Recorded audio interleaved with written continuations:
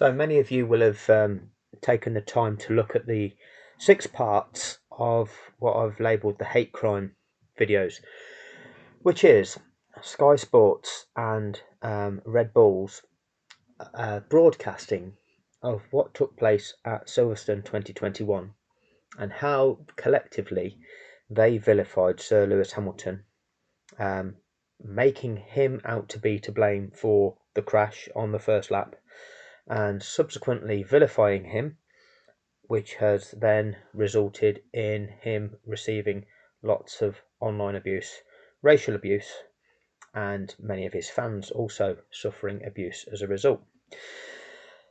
Now, that took us from the period of between the crash itself and when the race resumed, but it didn't stop there. So I'm now going to go through with you the point from when the race resumed, and pick out the points that then they continued to talk about that incident throughout the afternoon to once again vilify Sir Lewis Hamilton.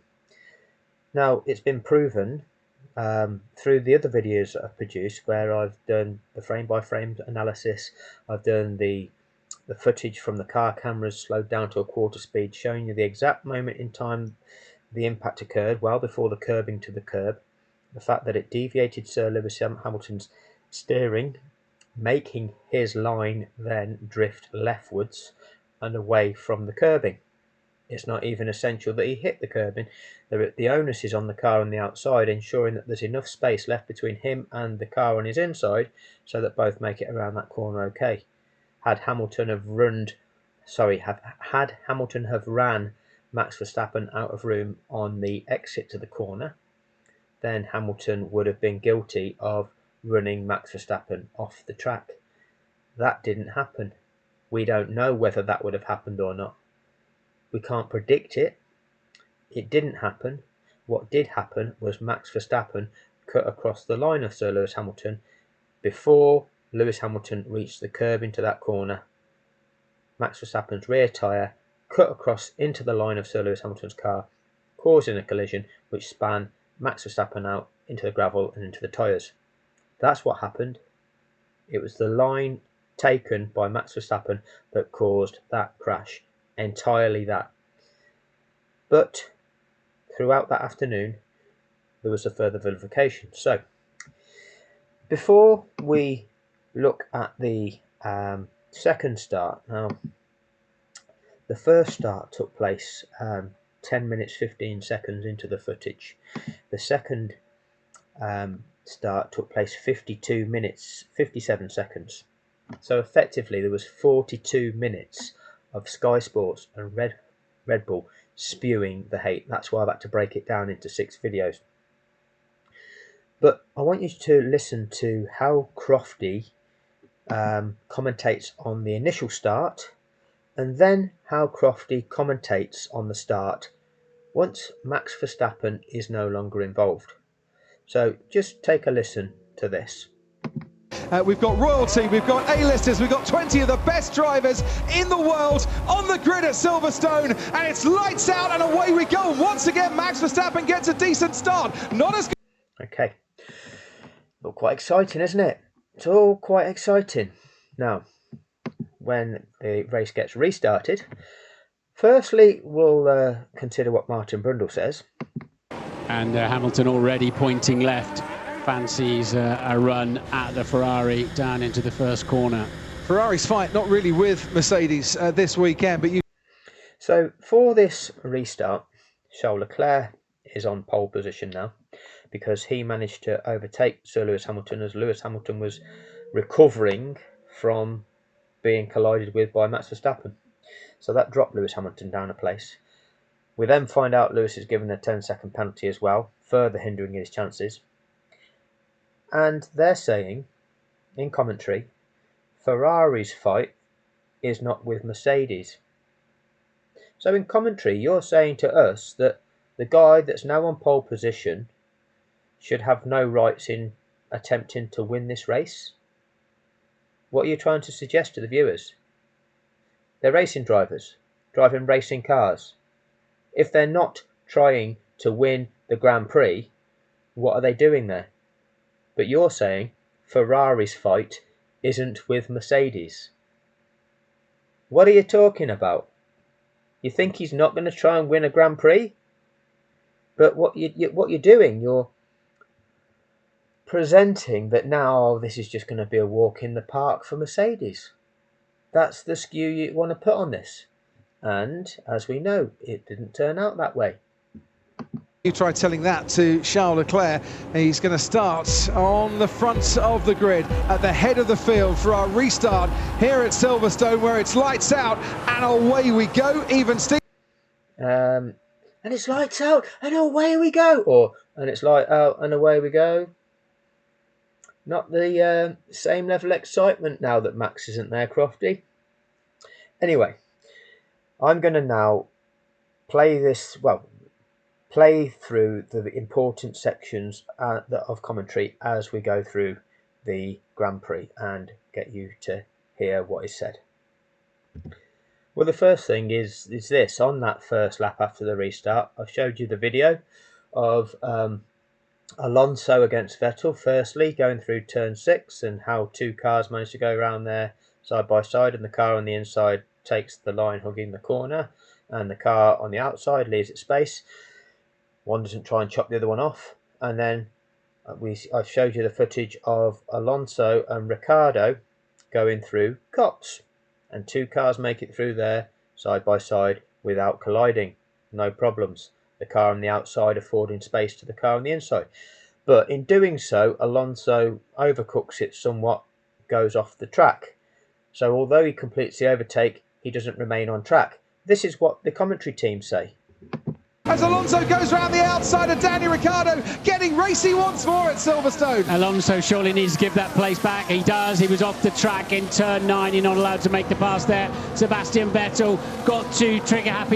So, Martin Brundle identifies that Alonso, in attempting the overtake and completing the overtake, then went off the track, so couldn't complete the overtake, remaining on the track. So when it involves another driver other than Max, you can clearly identify that. But back in Bahrain, the first race of the season, Martin was suggesting, I'm hearing that Max's tyres were still on the curb when they were clearly well over the track limits. And Lewis will be asking the stewards for him to have to give that place back. You couldn't identify it any other way, could you? You had to claim that it would be Lewis moaning about it, or you had to try and present that, Max maybe didn't go off the track there. And then in Portugal, when Max did an overtake on Lewis and went off the track, you said, Max is fine for track limits there, but Lewis went further off the track. That's what Martin Brundle said at the Portuguese Grand Prix. Go back and watch it.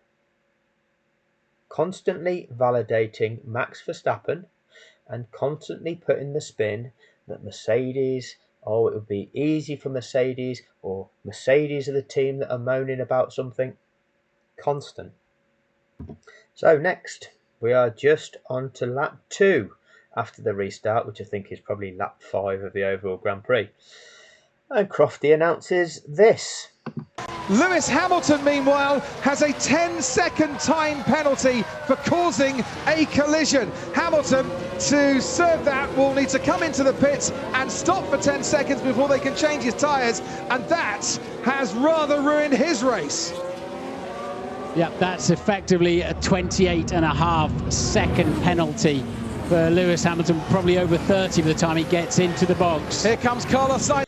So Brundle is mistaken there, because Brundle is going down the thought process of thinking it's a stop-go penalty where you just come into the pit lane, have to stop to serve your penalty, and then exit.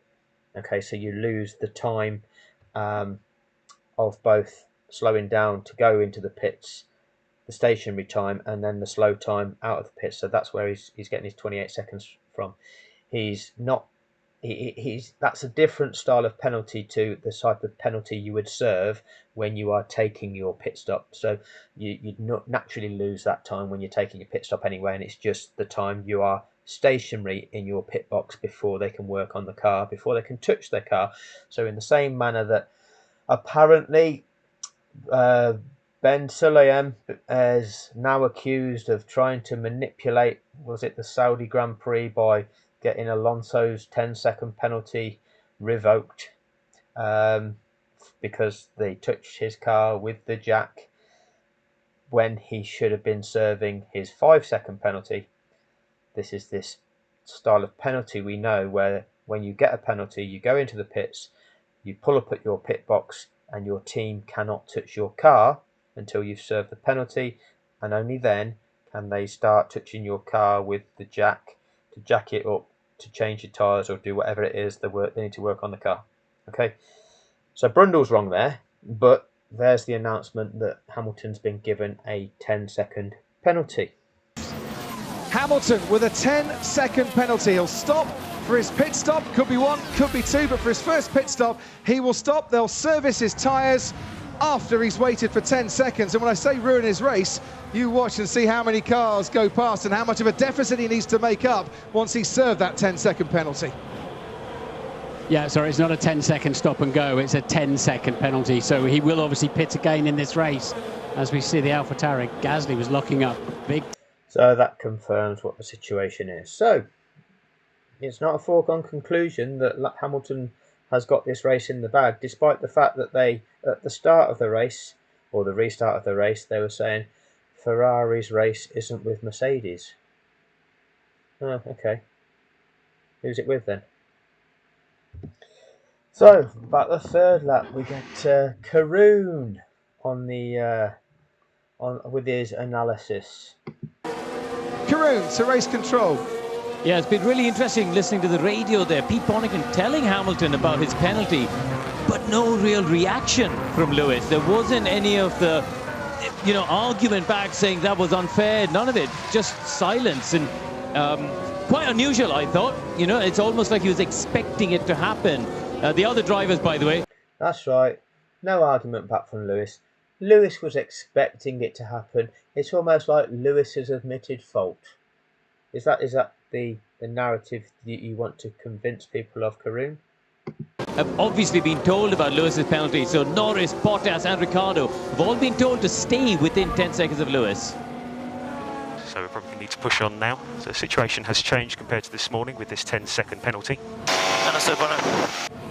So the plan this morning, manage your tyres, drive to the times we need, make it a one-stop race. Is this now hammer time? I thought the plan this morning, as you tried to convince the world of, was that Hamilton was desperate to pass Max on that first lap because that was his only chance of winning the Grand Prix. That's what you told us this morning, wasn't it? Not this morning, in the other videos that I've done. In the 40 minutes that you were talking about the crash, you were painting Lewis Hamilton to be desperate on lap 1 to pass Verstappen on lap 1, because if he didn't pass Verstappen on lap 1, then his chances of winning the British Grand Prix would have been gone, and Verstappen would just have walked away into the sunset. That is what you told us then. But now you're telling us, let's go back and listen to Crofty saying, oh, so the plan this morning would have been... Penalty. So the plan this morning, manage your tyres, drive to the times we need, make it a one-stop race. Is this now hammer time? And get the pace down. But as we saw in the sprint race yesterday, you go too fast on these medium tyres, the blisters start opening up even faster. Absolutely. Absolutely. As confirmed by Martin Brundle. But Ted Kravitz in the pits was going, oh, yes, well, Hamilton was desperate to pass on lap 1 because it seems like their strategy depended on that. And Crofty repeats that. So Gasly into 11th place for AlphaTauri. Let's have a look at Copse Corner. Well, I suppose when you've got nothing to talk about with the Red Bull team, Martin, then you've got to start talking about the B team, haven't you? Anyway, we'll carry on. Actually, I've just heard something I need to pick up on, and this is especially for the strap-on fanboy. The strap-on fanboy believes the narrative that Copse Corner isn't really a corner. You take it flat out, okay? And they like to send me proof in the comments section with links to videos of Max Verstappen's qualifying lap at Silverstone in 2023. Failing to realise, because they lack the understanding, that when you're setting a qualifying lap, you're on soft tyres with a fuel load capable of doing a couple of laps. You're not on a fuel load fueled to get you to the end of a 52 lap Grand Prix on tyres that need to, well, which aren't soft compound tyres, but they're not starting on, they're generally on mediums here at Silverstone in this race. But you want to conserve those tyres and not just burn them all out in one lap. But Martin tells you this. Let's listen to Martin's description of Pierre Gasly going through Copse Corner.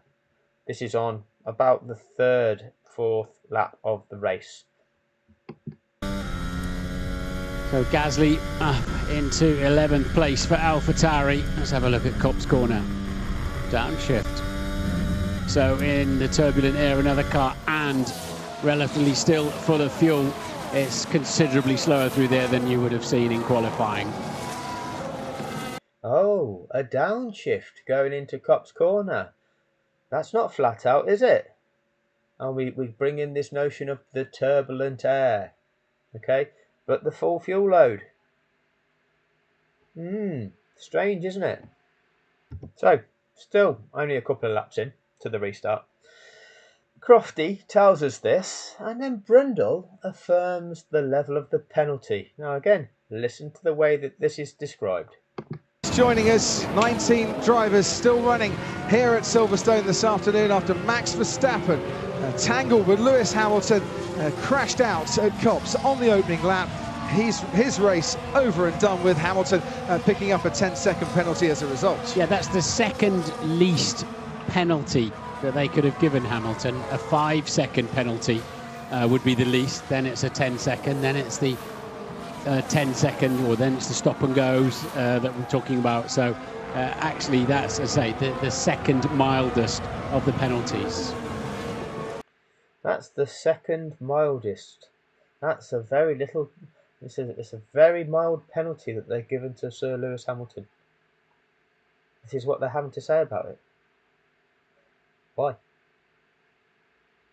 It's not a 5-second penalty. Shouldn't have even got a penalty at all. It's a 10-second penalty. So, very shortly afterwards, we cut to Ted Kravitz in the pits. And listen to what Ted broadcasts to the world. So, Sky Sports, Ted Kravitz, broadcasting to the audience, says the following.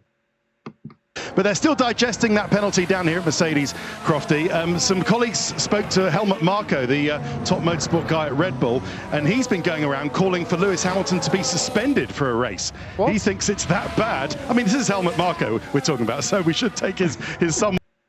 So, Helmut Marko of Red Bull is calling for Lewis Hamilton to be suspended for a race as a result of that first lap incident. Some think that will incite the Max Verstappen fans to believe the same. Total misrepresentation of the true nature of the accident, okay, which was Max Verstappen's fault, which they are purposefully vilifying the other guy for, and asking for, or supposedly asking for a suspension, asking for him to be suspended for a race. And Sky Sports are broadcasting that? When do you hear of another team in a sport requesting that an opposition player is banned or suspended from the sport for a period of time? And when do you hear the broadcasters broadcasting that notion whilst that event is going on live, because they know that notion incites the fans. That's what Sky Sports have just done. That's what they've just allowed to happen by giving a platform to project that message to the fanatics.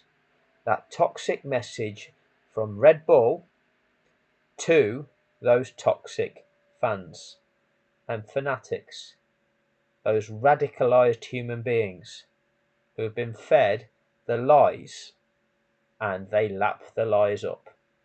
Somewhat inflammatory comments sometimes with a pinch of salt, but yeah, he says it's bad enough to warrant a race suspension for Lewis Hamilton. But anyway, it's not that, it's a 10-second penalty, and I'll be able to tell you what happens when he does pit and put those hard tyres on and go for some kind of recovery drive after this.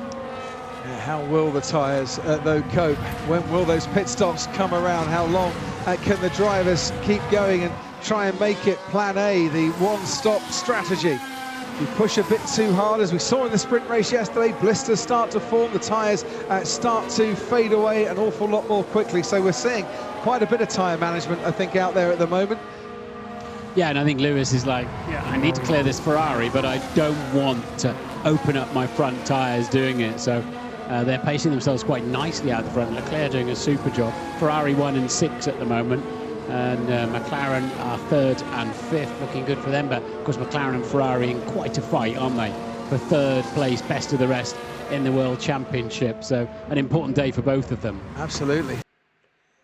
So, again, the way you're describing the action now and how you need to manage your tyres is not congruent with the story he gave us after the crash about Hamilton's desperation and the requirement for him to make that pass on lap 1, otherwise it was race over for him and there was no chance he'd win.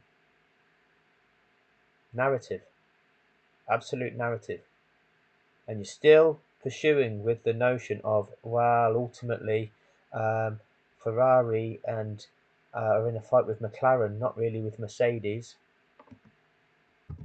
So with 40 laps to go, Crofty talks about the pit strategy for Mercedes.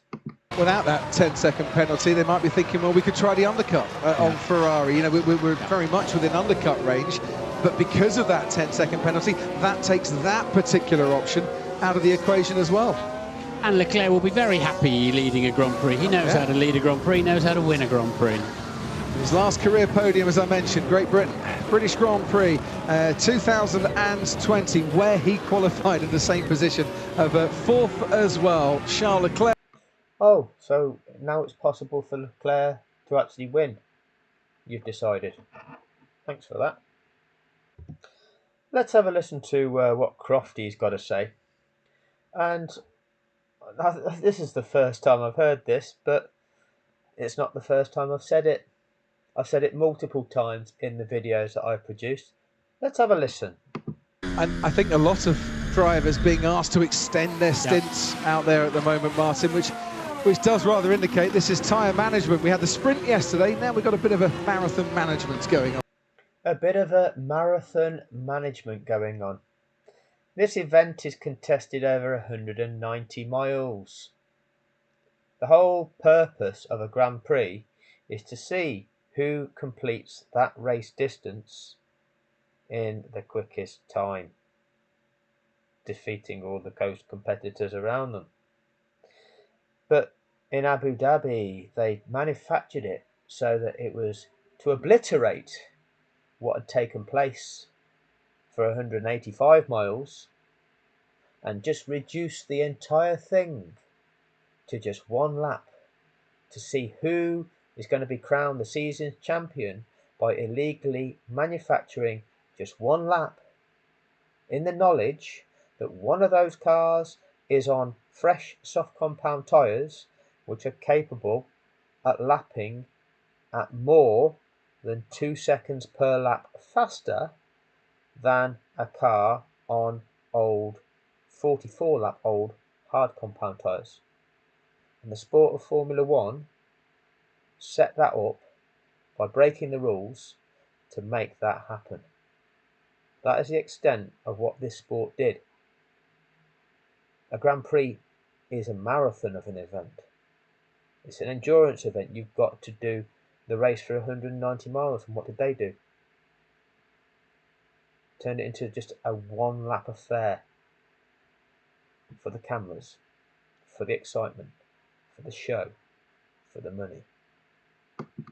Well, they got the heavy fuel loads, but yes, Valtteri Bottas has been asked to extend a further 4 laps from their target pit stop. Oh, none of these would have been factors. You know, none of these would have been factors in the main race where Lewis would have had to have passed Max on the first lap. Otherwise, Max would have just ran off into the distance. None of these things that they're talking about now, about tyres graining and opening up, or actually strategies being adjusted and trying to make the drivers run longer stints on those tyres. None of these on-the-fly calculations deciding which strategy calls to make to try and make the overtakes through pit strategy. No, it all had to be decided on lap 1. Lewis was desperate. Narrative. So, then, Charles Leclerc is on the radio to Ferrari with a bit of an engine problem. No, the engine cut. The engine stopped. And that is why. It's going again. Tell me what's happening. You can go ahead, continue, keep going. Now that's why the gap came down by about half a second. Engine power unit problems for Charles Leclerc, cutting out, but then going once again. Yeah, and Hamilton very, very close to being in the DRS 1 second zone now. So again, another factor in a Grand Prix race is reliability. But we're not even going to consider that. If Hamilton hadn't have taken Max on that first lap, then Max was, well, he'd have won the race, wouldn't he? He might as well have not even bothered doing the other 51 laps. He'd won it by the end of lap 1 if Hamilton hadn't have overtaken him. You know, wouldn't have suffered mechanical failure, wouldn't have had any problems, through the pit stops. The tyre management would have been the same for both drivers. He'd have just waltzed off in and won it, wouldn't it? What's the point in watching Grand Prix? What's the point in watching Formula 1? Because if you're not in the lead by the end of the first lap, then, well, you're not going to win. Well, that's what it's become, isn't it?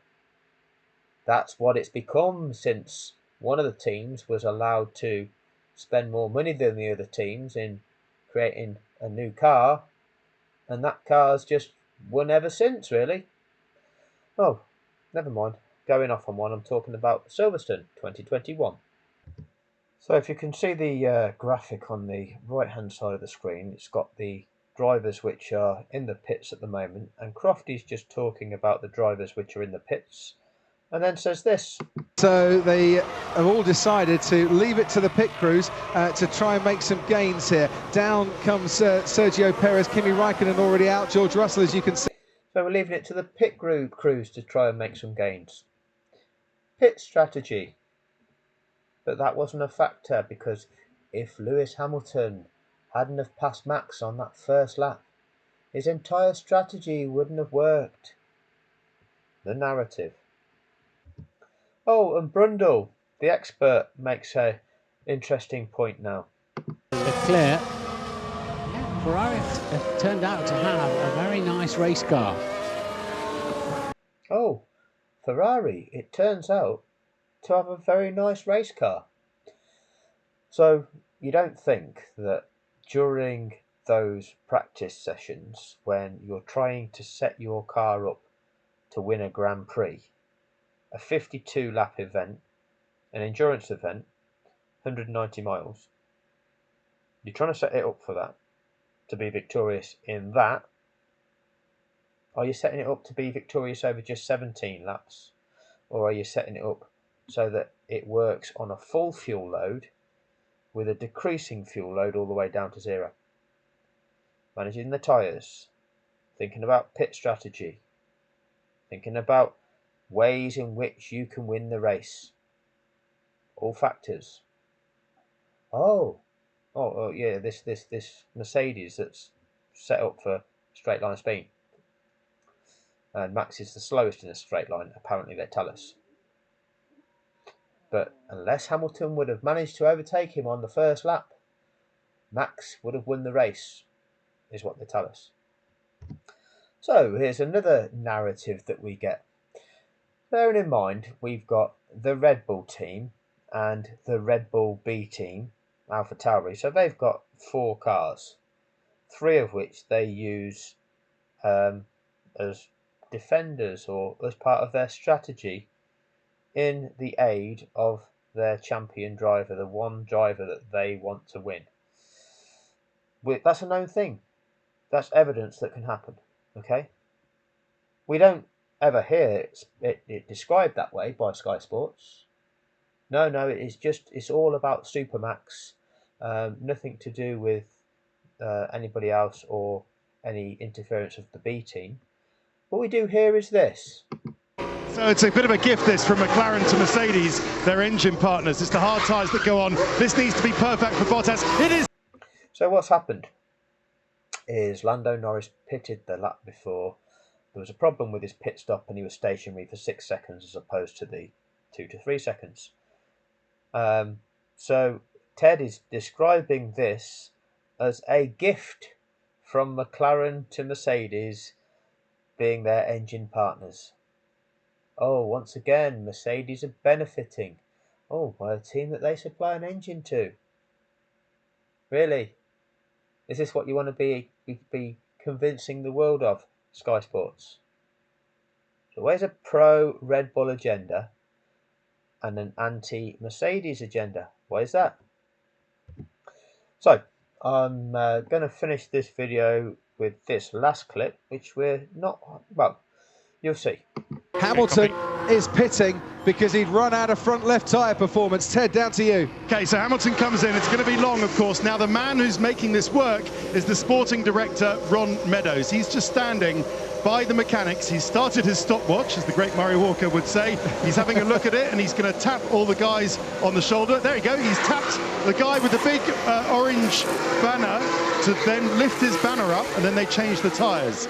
Well, it felt like forever for us. It felt like forever for Lewis Hamilton, but his afternoon is not over. When and does he he was come stationary, out, Ted, for 14.2 seconds. He is going to come out onto the track behind Valtteri Bottas with Sainz, Bottas and Norris, but ahead comfortably of Pierre Gasly, which is, I think, where Mercedes were expecting Lewis Hamilton to feed back into in this race. There are 20-odd laps to go.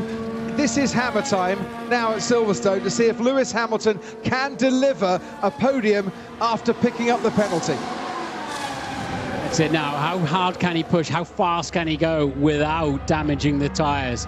And still those tyres look great on the Ferrari of Leclerc. And thinking about it, if you're... So we will see what happens. In Abu Dhabi, the things that the commentators said were that when Max Verstappen was so far behind Lewis Hamilton, they said Max Verstappen is going to have to put in 20 Schumacher-esque qualifying laps. Are they describing Hamilton along in that manner? You know, as if, oh, he is capable of putting in this level of driving that we only can see from Michael Schumacher, where it's the equivalent of putting 20 consecutive qualifying laps in. Not saying that about Lewis, are they? But they said that that's what Max Verstappen was going to need to do in Abu Dhabi.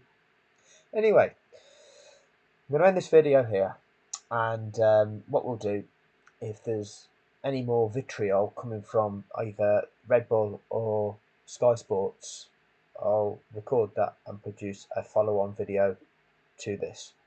Thanks for your time. Hopefully it's shown you the fact that the way that Lewis Hamilton is being described in this event and the things that they vilified him with and the desperation that they painted him with, it's all lies. It's just a construct to condition people to believe things to have been a certain way. It's not the truth. Like so much that you hear in the media, it's just a construct. It's getting you to believe things to be a certain way. They tell you all the bullshit about it. Oh, he had to have passed Max on lap 1. And then later on, they talk all about all the different other scenarios and all the other factors, totally obliterating what they've just said, but knowing that that original message has already hit home. It's dirty. Anyway, thanks for your time. See you soon.